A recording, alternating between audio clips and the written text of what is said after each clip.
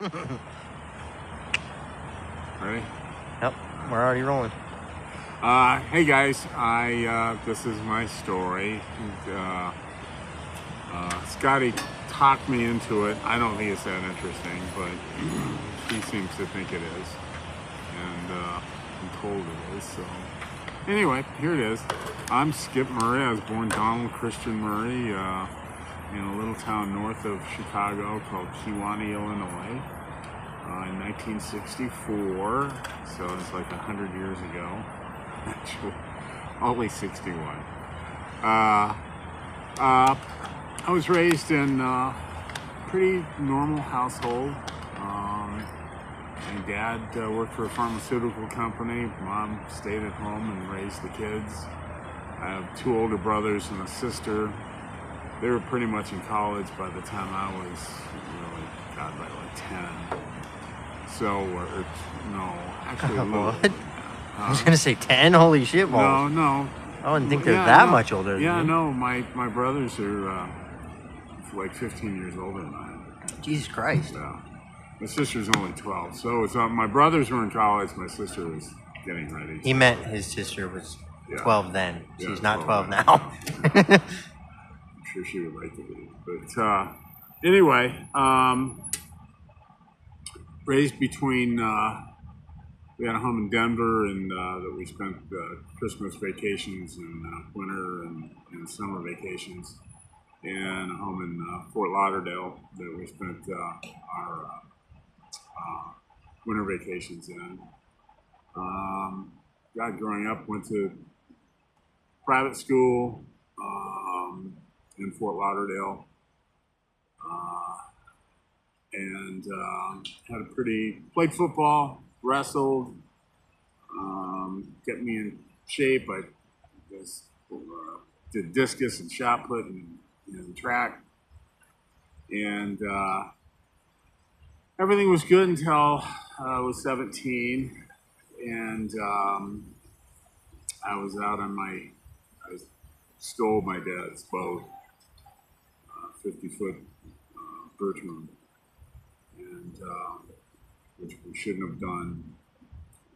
Look back now, 17-year-old kid's way too big a boat to handle. But we were out partying with my friends and my girlfriend, and someone had the beautiful idea of throwing your shoe in the water. We were on the Intercoastal in Fort Lauderdale, and I didn't know it, and the boat was getting too close to the seawall, so a boat that size is kind of hard to,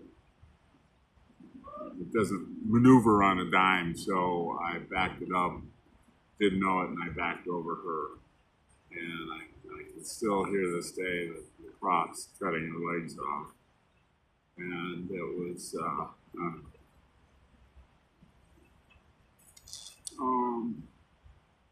I even got that many years ago. It's still tough. Anyway, we got her on board, but at that point it was kind of useless. The Coast Guard met us at the dock, and by then it was too late. She had already passed away. Went through a hell of a lot of shit because we were partying, and I could have very easily have gone to prison over that. It was a mistake. It was an accident. I loved the girl. I did not mean that to happen. It was pure mistake.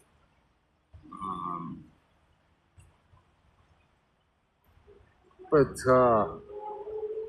I was pretty much, we went to the same school, and she was a pretty popular girl. And I wasn't a slouch either, but I was pretty much a pariah at that point. People would point at us at the store. My parents' lives were miserable because of it. I was the kid that killed that girl. And so between the legal problems and just the social problems, like, you know, running the country club, the yacht club, that sort of thing, and we were pretty much ostracized. I mean, my parents' friends were very supportive, but, you know, deep down, it's like, you know, I was still a murderer. So we decided at 17 to move back to Colorado full time. And I went to a school in Loveland, Colorado. We moved north because I was planning on going to CSU when my dad went to school. And played football the whole, you know, stayed with it. Got a scholarship. Not going to mention school that I went to, but it's a pretty prestigious school in the South. And had my whole life was centered on I wanted to go into the Air Force. I wanted to get my master's in political science. I was very active in politics at the time. And when I got out of school, I wanted to go into the Air Force and then go into foreign service, which has always kind of been my passion. But backing up, I started in the Young Republicans at 14. I know some of you are going to roll your eyes. I kind of roll my eyes now, but very active in politics. I was the youngest elected vice chairman in Colorado's history. I was vice chairman of my county party. I was chairman of the Young Republicans, chairman of College Republicans. I was on the state executive committee. I was running campaigns. The last campaign I ran was for Attorney General, and the woman won, and she later became the Secretary of Interior under George Bush. So at that point, getting back to college, what I wanted to do, getting back into the Air Force, I broke my leg playing football, and that pretty much ended my career and in the Air Force. And by the time I got out of school, I kind of got burned out in politics. It's just bullshit. Just a game, never-ending game. And I'm competitive, but that's kind of ridiculous because you're playing with people's lives, man. And especially now, we realize the importance that politics does play in our lives because our lives are being played with. And so anyway, I got burned out and decided to get into the restaurant business. Don't ask me why. Everyone, I guess, dreams of owning a restaurant. I have absolutely no fucking idea why, because it's a complete pain in the ass. 80 hours a week of pure, unadulterated, unappreciated bullshit. But you grow to love it. And so anyway, opened my restaurant. While I was in college, I was a bouncer while I was going to school. And I'm a pretty good sized guy. I guess I'm 6'1", 6'2". When I played, I was like 330. So pretty stocky boy. So I say that because the company that I worked for was the largest nightclub chain in the world at that time. It's called McFadden Ventures. And they followed me through my career. And when my partner and I decided to part ways about 3 to 4 years into our restaurant collaboration, he decided to go back with McFadden and move to the West Coast to California. And I was offered a position as a director of marketing for a club in Fort Lauderdale. So it's like, perfect, move back home. Enough years had gone by, So moved back to Fort Lauderdale. I am gay. I moved back with my then boyfriend, and did really well. The club was a successful club anyway, but within a year it became the highest grossing nightclub in the world at that time. And I just kind of progressed up, and they made me vice president of marketing for the company. And we had 6 locations: Miami, Fort Lauderdale, Atlanta, Chicago, Orlando, New York, Amsterdam, and Acapulco. So it was a pretty interesting ride. I don't do a lot of things right. Do a lot of things really wrong, but marketing seemed to be my forte. So did it pretty well. Then one day, funny story. I don't know if you guys listen to the Talking Heads at all. I'm really into 80s progressive music. And I had a meeting with Jack Daniels, not the distributor, but the actual distillery, the company, because I needed a little influx of cash for the marketing idea that I had, promotional idea that I had. And so anyway, I've owned like 2 Armani suits in my life, which are really nice suits. But anyway, I digress. I was one day had a meeting with Jack and put my black Armani suit on. I had an Hermes tie. I was hot, man. It was cool.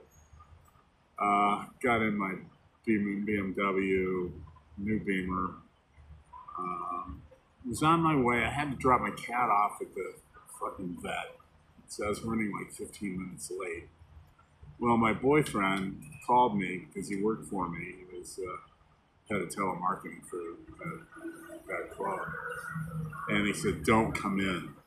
I said, "Whatever you do, don't come in." Well, as he was saying that, I was pulling into the parking lot, and I see a lot of vans, black cars.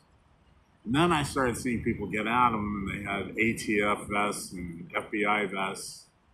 And it was like, holy shit, my life just ended.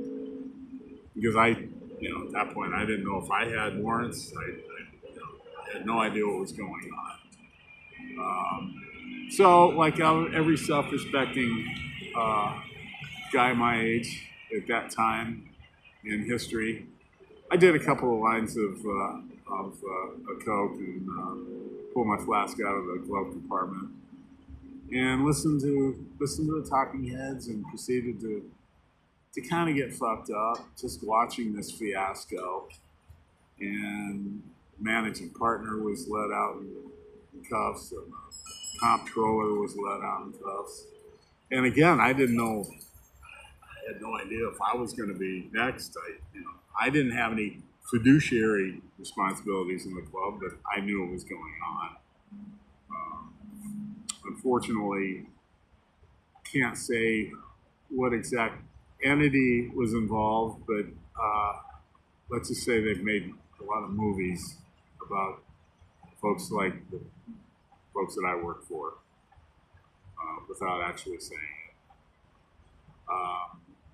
So I got on the phone and called a couple of my buddies that worked for the company, and it's like, we need to figure out what we're going to do. So we met. We didn't want to meet at our homes. We didn't want to meet anywhere that we would normally meet. God knows if we were being followed or whatever. Very tricky time. So we met at this place. It's on Old Card Sound between Miami and Miami and Key Largo. And it was just this funky, this cool place. If anyone lives down there, if you haven't been to Kentucky Jack's, it's on Old Card Sound Road. It is the funkiest place. I mean, there's like Mercedes, Rolls Royces, Harley Davidsons. It was just like a hodgepodge of everything. It was an outdoor bar. So we decided to get together there and discuss what our game plan was. Because again, we didn't know if any of us were going to be arrested, if all of us were going to be arrested. So we came up with a theme called the Chili Pepper in Fort Lauderdale. And it was pretty much just, we wanted to rave every Friday and Saturday night. And this was, all the clubs that I was involved with, you got to remember, these were like 50, 60,000 square foot dance clubs. It was back in the heyday of dance clubs. So we got through with lunch and kind of laid our plan out. And luckily, we didn't get indicted. Although the guys that were indicted were my age when they were indicted, and now they're getting out in their 80s. So it's like, fuck, really, really dodged a bullet on that one. But, so anyway, we opened the Chili Pepper, and it was an amazing success. The first band, we had an outside amphitheater. The first band that I booked was a friend of mine, David Bowie, and it was an amazing 2 days, 3 sets a day. Man was just, I miss him greatly. He was an amazing man. But we really did very well. One of my favorite bands now, Three Doors Down, I hired as our house band, for God's sakes. So we did very well. We had some of the major acts in the country, Blink-182, just all sorts of amazing bands. And I was living the life, man. I enjoyed the shit out of it. My personal life was going to hell. I was an alcoholic, and I got hooked on coke. My mom always said, We're getting that redone, by the way. yeah. If you guys don't know, the guy that did the one on his arm right here, his name's Critter, aka Chris. He's gonna be redoing his 8-ball too. Yeah. So my mom thought I was really good at pool, which I don't know if I've ever played it or not. But anyway, yeah, I had a great life. Unfortunately, I neglected the people that I loved in my life. Went through relationships like most people go through, socks. Because I was a workaholic and I loved what I did. And there probably wasn't a more amazing job than being the director of marketing for a cool nightclub. Did a lot of traveling, just, it was an amazing life. I called the shots, and it was an amazing club. We eventually sold to a chain called the Revolution. Revolution is pretty big on the northwest, but they bought the club. They're doing pretty well, as I see. But at the end of the club, my best friend Billy Mitchell, God, Billy, if you see this, I'd love to hear from you, man. We decided to open a steakhouse outside of Fort Lauderdale, and we did that, and everything was great. We did that for about 3 years, and a fellow that owned a bunch of car dealerships and more money than brains decided to buy us out. And we took the money and ran. So I retired at 42, basically. And one of the reasons I retired is I wanted to take care of my mom. She was going through kidney failure, and she needed my help. And I thought I was such a miserable fucking failure when it came to relationships that maybe that might have been my redemption. It's just helping the woman that I adored. So I did that simply because there was a lot of guilt. My dad died when I was 19. I think a lot of it had to do with all the shit that I put him through with the accident. Talk about that accident, because you talked about the other accident. Well, my dad? No, the girl. Oh, Leslie, yeah. Yeah. Um, I I killed her. That's all there was to it. This, if you didn't notice, no, this is a different situation than the boat situation. Uh, We're talking about the car.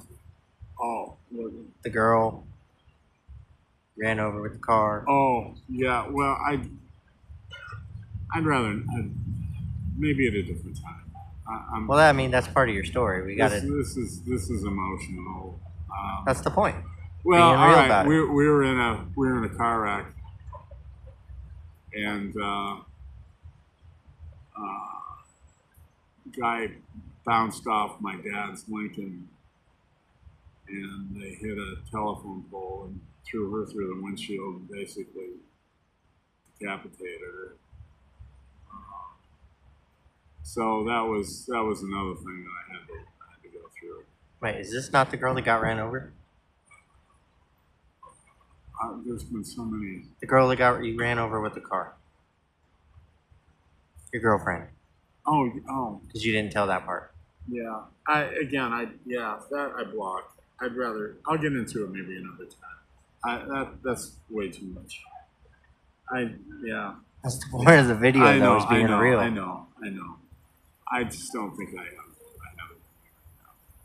it. You know, basically, I'm a fucking murderer. Accidental murderer. Yeah, but still, you know. So it doesn't count. If you do it on accident, it's not your fault. Yeah, It happens. but you know, it was enough to kill Stop my dad. scratching that. You know, it was enough to kill my dad. And That's why I brought it up, he, is because it, you know. he died when I was 19. He had a massive heart attack, and I blame myself for that. And my dad was a great guy, really great guy. He after the war, he played for a season for the Bears.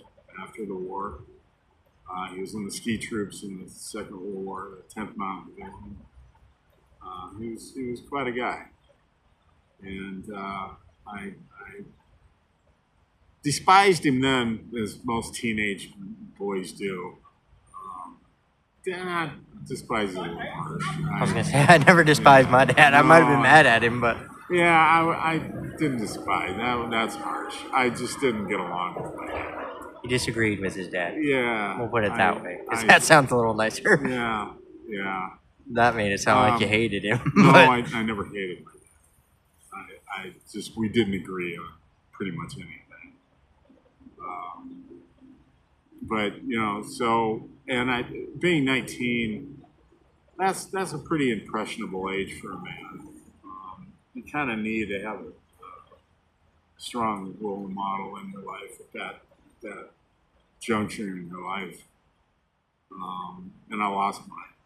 And my mom, God love her, but anytime I got into a jam, she was always there. She was the first one to call the lawyer. She was the first one to bail me out. So I put her through a lot of shit for a long time. And I guess that's why I decided at 42 that I made a promise that I would take care of her when my dad died. And basically became a surrogate dad, a husband, you know, which is kind of tough. You know, you're trying to go to school, trying to keep a scholarship, trying to make your way through the world and then be a husband on top of it. And there's nothing gross about it. and being gay on top of that. And being gay in the 80s, that was pretty tough. That wasn't easy. So, you know, there was a lot of strikes against me. And I look back now and there wasn't an excuse, but I can understand why I would be an alcoholic and maybe a coke addict. There was a lot of reasons to do it. Again, I'm not saying it was right. I'm just saying, you know, shit happens, and it happened. I know after my dad died, a year after my dad died, I was in a bar fire with my two fraternity brothers, and some stupid woman wanted to see if the garland would go up on the tree. It light. we were out for before Christmas vacation. We were at this little dive bar in Fort Collins, Colorado. And all the walls and the ceiling were all shellacked. It's all wood. And the garland went up. And within seconds, there was just black smoke. You couldn't see anything. The walls, the ceiling, everything was engulfed. And I was at the end of the bar, and I thought I got everyone out. In fact, I was joking because I snatched a picture while I was on my way out. I thought I got everyone out of the bar, but my two fraternity brothers went to the bathroom, and they didn't know what was going on, and they couldn't make it out. And I realized that, and I ran around to the side to the exit door, and the owners of the bar padlocked chained the door so no one could get in or out, sneak in. And so I heard them pounding for, it was a good minute or two. And, I heard the pounding and screaming. And, then it was kind of dead, literally. They died because of it. So, I had a lot of shit, happen to me really in a short period of time. And, I was young. I couldn't comprehend what was going on. I still couldn't. If it happened to me today, I'm not sure what I would do. That's a heavy shit to go through when you're a kid, 20 years old. But anyway, getting back to the story, so I retired at 42 and decided to move to Boise, Idaho, where my brother Pat lives and my brother Mike lives in Twin Falls, which is about a 2-hour trip south. And my sister and her family decided to move up from Miami as well. So we thought we could be a good, close family unit. Well, that lasted about a year and a half, and realized why we all lived apart. My sister and I are very close. My two brothers and I, we despise each other. They were always jealous of me. They were raised when my dad was a cattle buyer, a commission firm, and totally different lifestyle. They were raised in the cattle business, my sister as well. And, you go on buying trips with my dad and that sort of thing. Well, before I was born, my mom gave my dad an ultimatum. She said she wasn't going to raise me by herself like she did the other three. So Dad got into the pharmaceutical company, or the pharmaceutical business. He was a veterinarian and never practiced. So lifestyles were different, They used to camp and go to rodeos and all that stuff, and I was raised traveling and playing golf. And so that's, we always had boats, and that was the kind of life I was raised in. They went to Catholic school, I went to private school.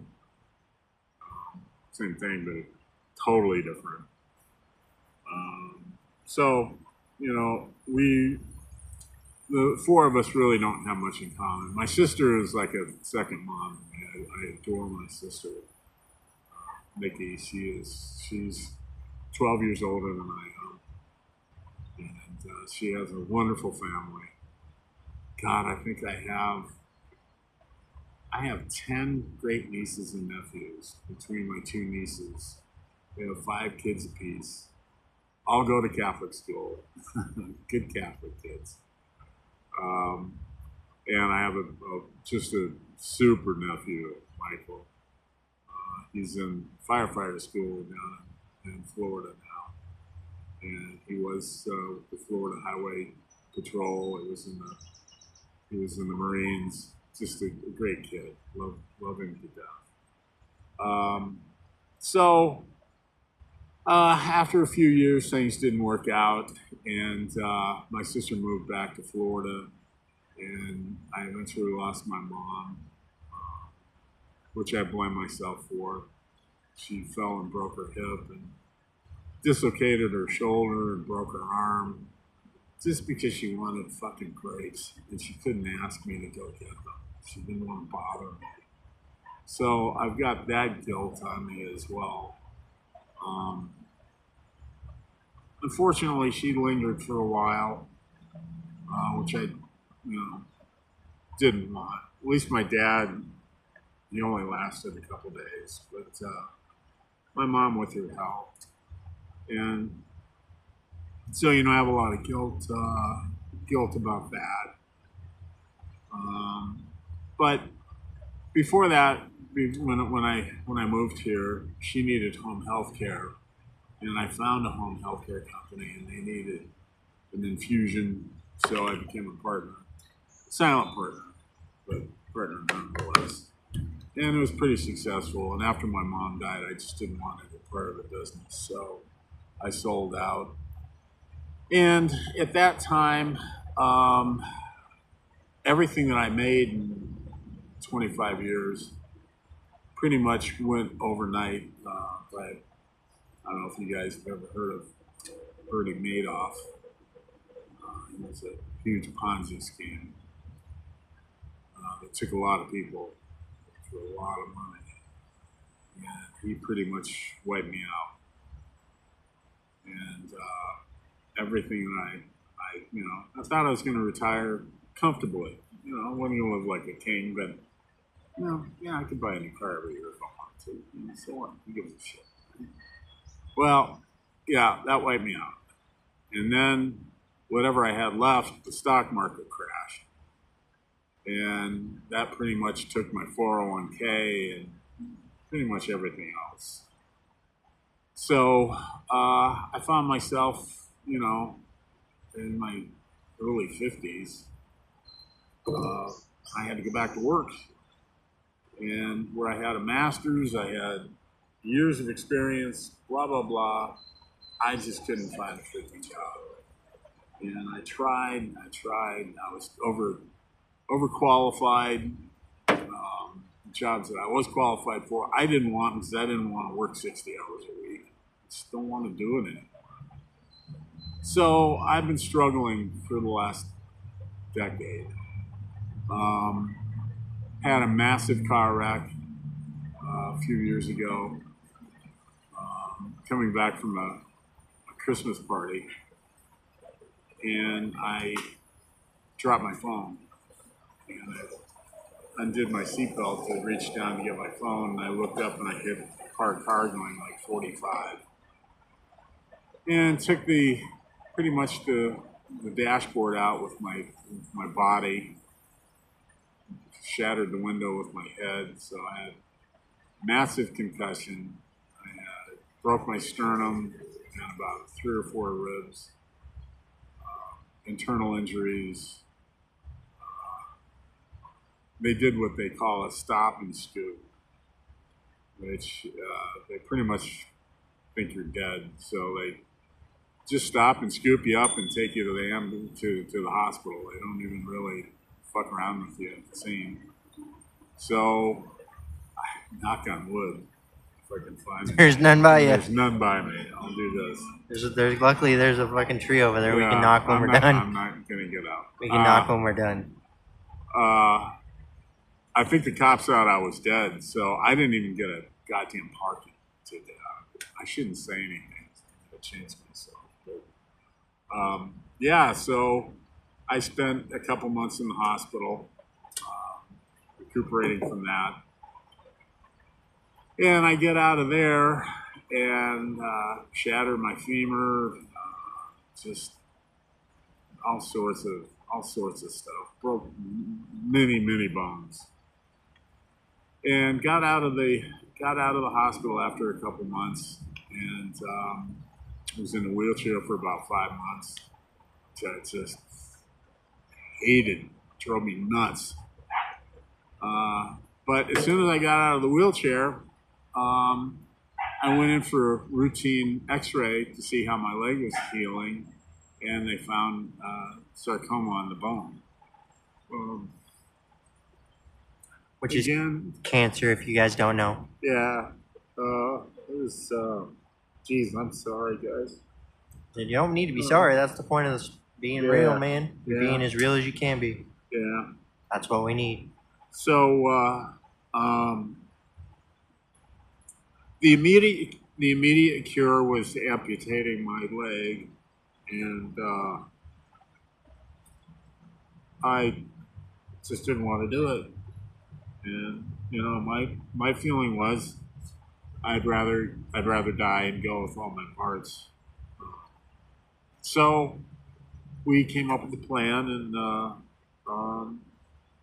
went through 3 years of chemo, which was really tough. A lot of throwing up, a lot of tired days. My little guy here, come here, Riley. For sure. Come here, baby. Hold on. There's Riley. Come here, Riley. That's our little ghost busting dog. He He never left my side, man. And through the car wreck and through the cancer, man, he was always there for me. So he means a lot to me. He was there for me when my mom died, when I lost everything. So he's just a little more special than just the dog. He's really saved my life. And so it's up to me. It's kind of incumbent upon me to make his life as comfortable and as pleasurable as I possibly can, which I try to. He's fat because I overfeed him. It's all right. I don't give a shit. He can eat whatever he wants. Excuse me. You're good. I just didn't want you to No, be sitting there with that on your geez, face. with all that shit all over my face. Yeah. Well, that's what happens. That's why I had to stop and say something. You lose all sense of feeling. It just comes out. Yeah, it just rolls out. Kind of like urine out of your pants. I'm just kidding. But anyway, yeah, so got back, beat cancer. In fact, I just had my 3-year oncology checkup last Thursday. Won't know the results from blood tests until next week, but I feel good. I have had, Scotty, I think, said in the past, I have had some health issues. Had a lot of heart issues. Pretty much all of February, I was in the hospital. Because of the doctors. Yeah. We'll just state that real quick, because they are the reason he had them. Yeah, they were kind of over medicating me, but the damnedest thing is, got out of the hospital after a month, and then I had a heart attack. And I knew I was having it, but I was not going to go back to the hospital. And he tried to hide it from me, too. And I don't know. I just found a nice spot near the river, and Scotty has shown you a lot of really nice spots near this river. It's a beautiful place. And just sat down and basically had a heart attack for 3 or 4 hours, and felt better and had an ice cream and came back to the hellhole that we live in. And so that's what brings us to today. We do live in the shelter. I wasn't because of an addiction problem or anything like that. It's just couldn't find a job and I ran out of money. It's as simple as that. I did get SSDI, so I got a nice settlement out of that. So I've got plenty of money. It's just trying to find a place to move out to. He also works at the shelter, if you guys don't know. Yeah, I do work at the shelter. In fact, last night I put in like 12-hour shifts, which is can be a little tiring. Last night I worked from yesterday. Gosh, I worked from 9 to 2, and then took a couple hours off, and then from midnight until 8 this morning. And then ran our group, our mutual group, which is for alcohol addiction and mental health. our normal guy that does it is out for some surgery. So been doing that. And I'm not complaining because it gives me a purpose. You know, for so long I kind of ran out of, I didn't have a purpose. And, you know, I'm not dating anymore. I do have one purpose. There is one young man at the shelter that I've kind of taken under my wing. And he had a really shitty family. Left the kid off, got out of juvenile hall and left the kid off at 18 in a homeless shelter, for Christ's sakes. Good So, parents, right? Yeah, great Fucking parents. douchebags. Right? They are douchebags. So he's never had a real male role model in his life. And so that gives me some purpose as well. I love the kid. I want to make sure that he does well. And so it gives me something. And, you know, my friendship with Scotty, certainly, you know, you try to get through this life on your own, but you can't. It's always, you know, it's nice to have someone to back you up, you know. And I know I'm kind of a weird situation because I am 61. I'm 30, 40 years older than everyone else. I'm literally hanging out with somebody that's as old as my parents. Yeah, yeah. But as they say, when you start your addiction is when you stop growing, and I think I stopped in my 20s, early 20s. So that's my mentality. And he's a very smart fucking guy. Well, You might not think so, but he really is. I I mean, he does some asshole. He does some asshole shit just like the rest of us, but he doesn't do anything worse than anybody else fucking in this life. yeah. He's at least trying to fucking do something with himself, unlike most people. We're just trying to get through this thing without a head injury, right? Well, as long as you don't fall, Yeah. Well, and I do that a lot too. let's go ahead and not do that no more. Yeah, yeah. But anyway, that's what brings us up. And Scotty is really into this YouTube stuff, and I think it's great. I want to support him, and I appreciate it. I appreciate someone having passion with something. That's I gotta tear up again. It's okay to cry, Skip. You know it is. Yeah. Don't make you any less of a man to cry. Yeah. That just means you have a fucking heart. But I'm not kidding. Anyway, I kind of lost the passion for a lot of things, and it's kind of nice to get that back. You need to have passion. You can't go through life without having passion and conviction. And that's coming from an old man. I don't know. Take it for whatever it's worth. But you don't have passion, man. What's the point of living? You know, and conviction. I not that I should be convicted, but maybe in a mental hospital. But yeah, I'm starting new at 61, and I work at the shelter, getting my stuff together again, and I've met a lot of great people, a lot of douchebags, but a lot of great people, and that I consider my friends, that I wouldn't have met ordinarily. You know, how many of us just go by those places on our day-to-day lives, and we don't think about it. And you know, when you really analyze it, there are people that live there, and every person has their story, whether it's a boring ass one like mine, or could be something phenomenal that they just got into the wrong stuff. And so I've learned a lot. I've grown a lot. So I can't say that it wasn't a learning experience. It certainly was. And I've learned a lot about myself.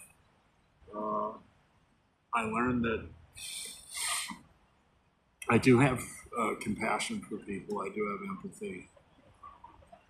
I always thought those were just useless bullshit emotions. And they're not. we need to have that for each other. Especially now, you know, things are so, and you know, it's either my way or I hate your guts, and it shouldn't be that way. We're all just trying to live, man.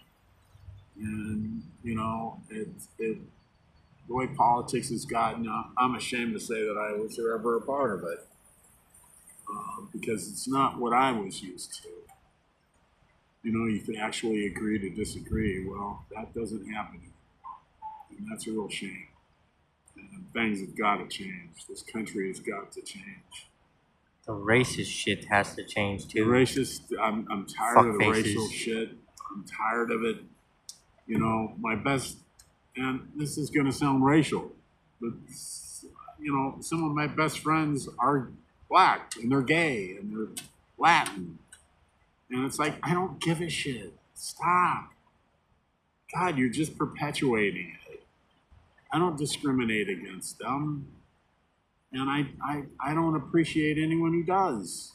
But, you know, enough is enough. And this hatred that we have for each other, it's got to stop, you guys. And who's going to do it? Are probably people like you, a certain age group, young people. You're the ones that are going to make the change. But what's important is you got to vote.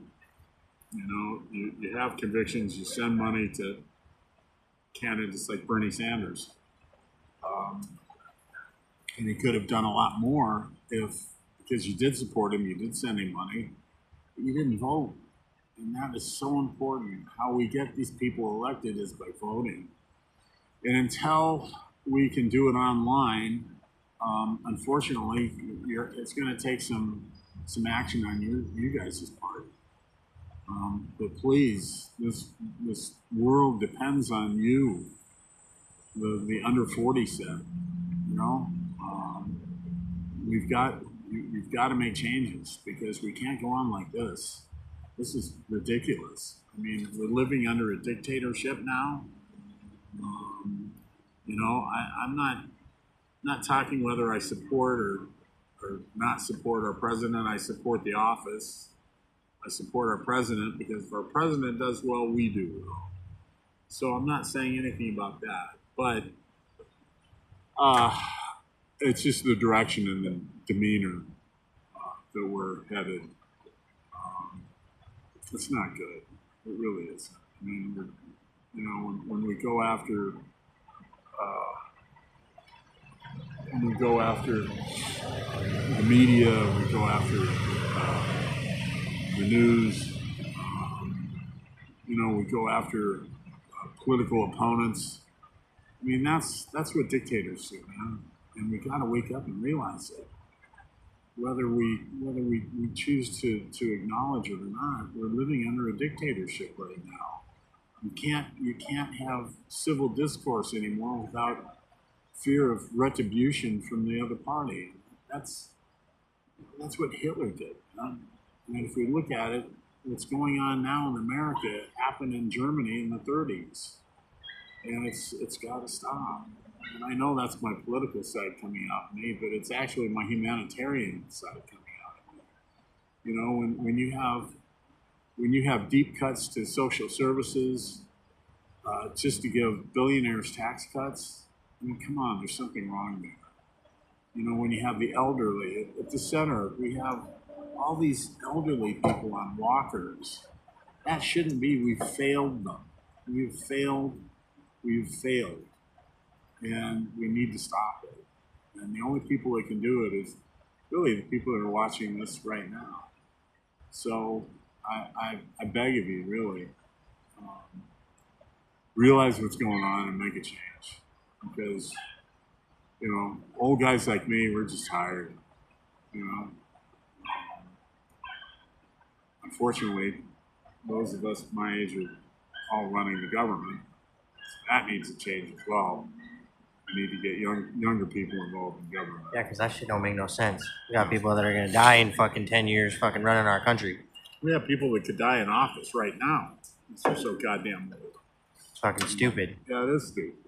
It's not how the world's gonna change. Is having the same old people fucking running No. our country. No, And this ain't even nothing against Donald Trump because no. I don't have political opinions. I'm not a political person. But the thing is, I mean, even before Trump, our world was heading towards shit, and we're just making it worse and worse. Yeah, no, I'm not blaming everything on Donald No, Trump. I'm not. I'm not saying Not you at are. all. All I'm saying is, if we had younger people in office, Yeah. things would be a lot different. Well, I mean, look at Obama. You know, I'm still a good Republican, but Obama was a great president. He was, and Bill Clinton was a great president. George Bush, yeah, he screwed up a little bit, a lot, but at least he wasn't an old white man. I'll still say for the rest of my life, Kennedy was our best president. Well, John Kennedy was a kind of hard act to follow. Yeah, that's not one. He was the fucking greatest president we've ever had. You can't say too much bad about the guy that was killed in office, but. No, working his fucking dick in the dirt to make things right too. But anyway, that's my story. I hope it didn't bore you to death. I appreciate your fellowship on for Scotty and myself. We got some fun stuff planned as far as pissing some ghosts off at cemeteries and that sort of thing, which I get a kick out of it. He thinks I'm crazy for doing it. Well, I just want everybody to know one thing. First of all, this time that we go up to the cemetery, we're letting loose. We're not doing it like we usually do. We're letting loose. We're not watching what we say. We're gonna try to fish some shit off. So just know that bad things might happen, but we're gonna film it. Hey, Um, everything's about marketing, kids. And before we go, before Skip's done, I want to make this very clear to everybody that's watching. No matter how boring you think your story is, no matter how unimportant you think your story is, telling your story could touch millions of people. And even if it just touches one person's heart, that's all that really matters. Is that you made a change or made an impact in somebody's life by telling your story. So never be afraid to tell your story. Never think your story is not important. Never think that you don't have a good story, that you have something important to say. And that's why I've been on Skip about telling his stories, because to him it's boring because it was his life. But when all you guys out here are watching it, it's not the same to you. You guys see it as this is a guy telling stories from his life that's 61 years old. Stuff that we, as young people, don't have any clue about. Because we were growing up in the 90s and the 80s. Like, we weren't shit. We don't remember. We don't know nothing. But, I mean, don't get me wrong. We know some shit. I'm not saying I should rechange that. I'm not saying we don't know nothing. Because, I mean, I'm a very intelligent person for my age. For my generation was not.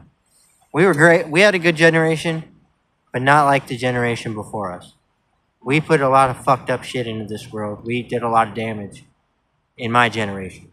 Well, and you got to realize too, I'm a baby boomer, so we had to grow up in the shadow of the greatest generation. In fact, that's why I got the tattoo. You can see it. It's a pinup girl from the 40s. They used to put them on bombers. It's a chick on a bomb saluting. If anybody doesn't remember Pearl Harbor, Yeah. the bomb that they dropped looked about just like that. Yeah. I don't know if you guys ever seen that, but Well, it's yeah. We dropped a lot of bombs like that. definitely Hiroshima, them bitches. Yeah, yeah.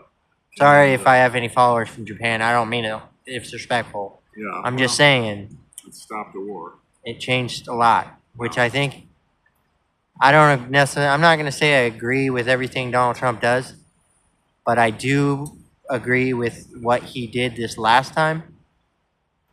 And it wasn't just because he blew shit up. Don't get me wrong. I'm not saying it's okay to just go around blowing shit up. But the reason why he did it was to make a point and let them know that if they didn't stop, we were going to get involved in a different way. The whole thing is you probably are too young to remember, but we had this problem with Iran in 1979, 1980, when they took our hostages. Yes. We didn't support the Shah of Iran, who was our ally. He and his father were our allies. And we should have supported him and brought our troops in and supported his overthrow. We should have supported him. And I think we would have solved a lot of problems that we have in the Middle East if we had shown strength then. And we didn't. Yes, and that's one thing I will agree with Donald Trump is he said, blatantly he said out loud, we should have bombed him 20 fucking years ago. And the reason why he says that is because if it would have been, I mean, even if it was 20 years ago, all this wouldn't be happening like it is. Don't get me wrong. I'm not saying I agree with everything Donald Trump does, because Donald Trump does a lot of shit that's just shady. And I'm not, like I said, I'm not a political person, but I do pay attention to certain things. But I am not in any way a political person. I don't care either way. All I care about is that our world stops being so fucked up. That's what I care about. I don't care about who's in office. I don't care about none of that shit. What I care about is that we as civilians and we as a community and we as a fucking country need to come together. Stop all white people are racist, black people are racist, all this shit. Fuck that. We don't need that. Fucking stop all the racist shit. You know, for a long time we were doing real good. And that stuff slowed down for a long time. And now I mean, I'm not trying to be racist. I'm not saying nothing bad about black people. But black people nowadays, and I'm going to say this and it might be offensive. Black people nowadays, they see us and they automatically think we're racist. You know, we can't do nothing without being called racist. We can't even complain nowadays because we're white. If we complain, we're racist. If we say something that black people disagree with, we're racist. And I love black people. I have black followers. I have all kinds of followers, and I love all you guys. But the racist shit has to stop at some point, or else we're just going to keep digging ourselves holes, and then we're making it worse for the upcoming generation. All we're doing is fucking up a world that all these kids, like my nephews and nieces that are 13, 14 years old right now, their world's going to be fucked because we didn't stand up and change it. And we got to realize that. Anybody that has kids out here, you should be part of the change. You should be part of the ones that want to change this shit. You guys should be the ones out here trying to change shit for your children. Because you are setting your fucking kids up for a terrible life. And we are going to get more into this we're going to sit down in a podcast and we're going to talk way more deep into this. Well, you know, Scotty, I think when you have white cops killing black kids, it's going to start a fire. Which is fine, but if you look at the news, white guys are being shot by cops too. Oh, sure. But it's never on the news. Yeah. And I'm not saying any type of thing. I'm not saying that it's okay for white people to kill fucking black people. No, it's wrong. Black people need to stop killing black people. Everybody needs to stop fucking... We have more of a war going on in our own country with our civilians than we do anything else. And like I said, we are going to get more into that in a different setting, because this is more about Skip's story. Well, and getting back to me, I was raised in sports, so my teammates. It didn't matter if they're black or white or brown. It didn't matter. We were teammates, and we had each other's backs. And when I was a bouncer, when I was young, we didn't call them bouncers, we called them doormen back then. But I didn't care if you were black or pink or purple. If I needed your back or you needed my back, we were there, and it didn't matter. Color didn't matter. And it still doesn't. Unfortunately, we have crap in every race. And that's what we need to fight, is the ignorance and the stupidity in both races. Yeah, because it's not just black people and it's not just white people. Everybody in this country is acting foolish as fuck right now. Like, we need to. Why are we hating on each other? Like, and I get it. The people keep saying they want reparations for what happened 200 years ago. I'm not saying you guys don't deserve a little respect for what happened, but you all got to understand white people were fucking slaves at one point and two, and you don't see us asking for shit Well, except for my rich my, people. My great great grandfather was the only Catholic that was allowed to own land in Northern Ireland. Don't ask me how that happened. Was, but when he brought the family over here during the potato blight, he gave his land all to his tenement farmers because they basically tenement farmers were nothing but slaves, really, to the landowners. And so my family has had a long line of fighting for civil rights and people's rights, just human rights. My dad's family were from South Chicago, hard living, Irish immigrants. But within one generation, my great uncle was the president of the Teamsters in Chicago, the coal Teamsters. I don't Probably know. explain what that is. Well, in the Midwest, you used to heat your homes and your offices with coal, and the coal Teamsters were the men that usually men that delivered coal to your home. So it was a big thing. And Gordon, my uncle, was the president of the Teamsters in Chicago. My grandfather was a Teamster organizer. The other family were all cops and firemen. My mom's family, different situation. They were well-to-do,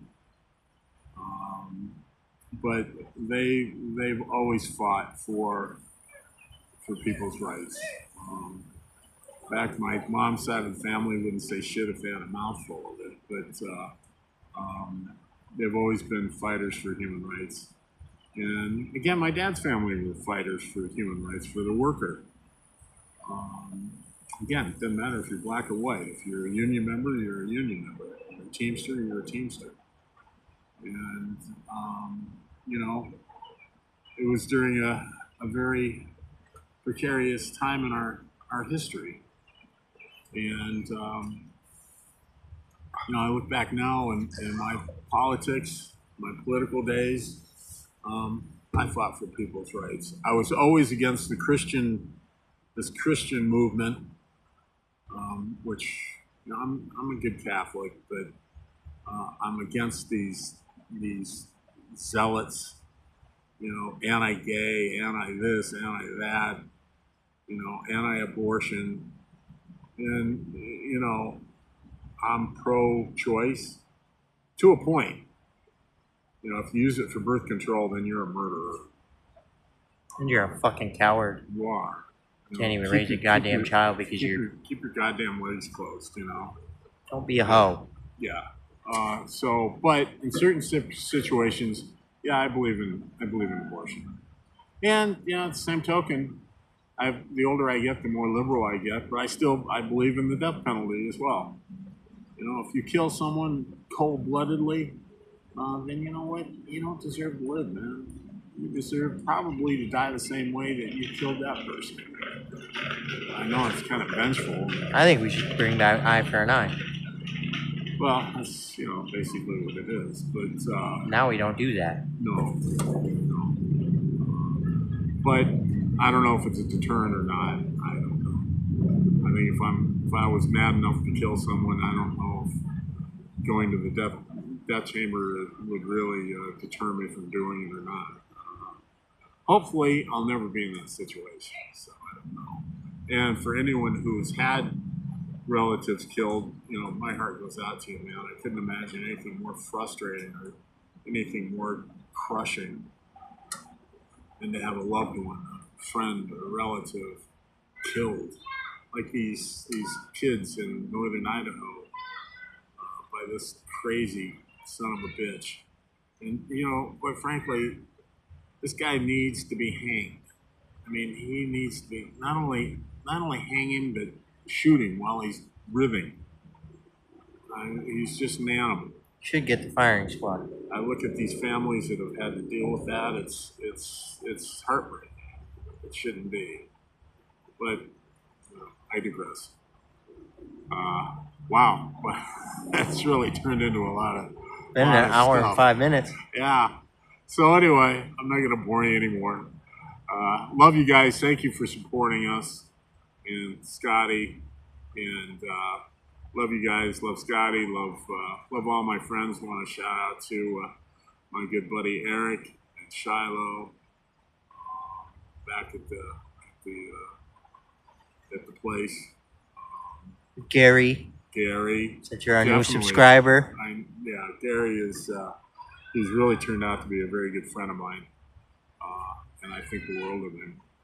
And so that that gets back to I've met some really wonderful people in a really shitty situation, and I'm not comparing it at all, but I liken it to almost what being in a camp would be like. Concentration camp is what he's talking about. So we're clear. That's what he meant. Not a summer camp, no. Not that we're being executed or gassed, nothing like that.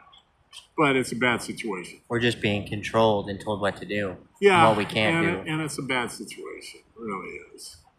A lot of people that should be in mental institutions. And, quite frankly, I'm seeing these people wandering around talking to themselves, it's not a bad idea to put them in a home because they don't belong out on the streets. No, we need to bring back insane asylums. We do. Even though not treat them the way they used to, but No. we don't gotta no. fucking put needles in their eyeballs and shit, but I'm not talking about keep them in a experiment. place where they can be helped. Yes, because they don't belong in the streets.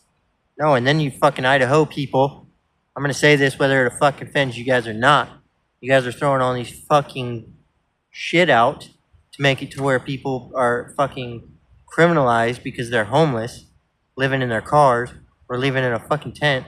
I'm not saying they should be living all over town, but come the fuck on. If they can't get into a homeless shelter, or they can't fucking get somewhere where they're safe, leave them the fuck alone about their car. Yeah, but you know what?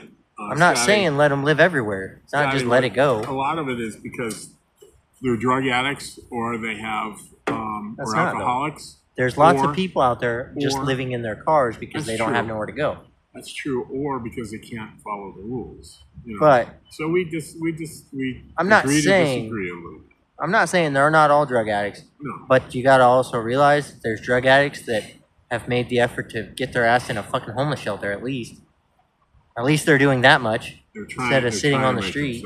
They're trying to make themselves better, and we spent trillions of dollars on this war against drugs. Why didn't we spend trillions of dollars on trying to help them? Yeah, fucking help them out. Instead of building prisons and putting people away for fucking residue. I mean, how ludicrous to destroy someone's life because they have paraphernalia and residue. And weed is And another. weed. That's fucking stupid. Yeah, Idaho, come on, yeah, get that shit out of here. yeah. That's why you guys have such crazy shit going on in here because Well- you won't even let people smoke weed. That's why we have a percentage of our population in prison right now. And getting back to the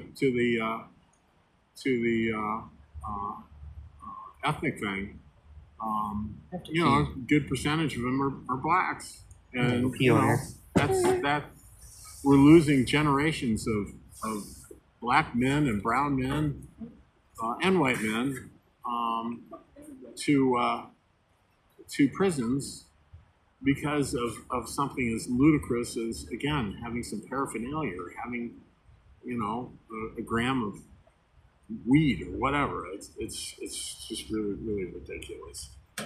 So we need to change laws. We need to come together as a country. And again, it's not a racial thing. We all need to get together on this. I really see a generation of folks that just really are being directionless. And I'm not, you know, I don't want to be the 61-year-old man, you know, saying what's wrong with today. I'm not like that because there's plenty of things wrong in the 60s as well, and 70s and 80s. Things were just as fucked up. Unfortunately, we have the internet now, and we see it. And that's why we just, gosh, we need to have younger people involved in politics. We really do. And hopefully we can get this thing changed and stop electing, you know, 70, 80-year-old men to the White House. We need to have some diversity. And, so anyway, off my soapbox. I appreciate you tuning in. I hope you weren't too bored. Give us your feedback. Really appreciate it. Just let us know that you want us to keep doing this stuff. That'd be great. Really would. And again, Gary, Eric, Shiloh, Nate, all you guys, you just you mean a lot to me, and hopefully you got something out of this. And again, thank you very much. All right. So I want to say something just to two of my subscribers that I know are going to watch this. Ellis and Slick. I love you guys, and I appreciate you guys for always tuning in to everything that we do. You guys are always putting up support with us. You were both from Australia, and you're fucking badass people. Two of the coolest people I've met on here. And I just want you guys, every subscriber we have, and every person that watches us, and everybody that is on here, I appreciate you guys. I'll share this in Discord for Slick and Ellis so they know it's there. But for everybody else on here, please watch this and watch the full thing. I appreciate you guys and love you guys. Hope you guys have a great day.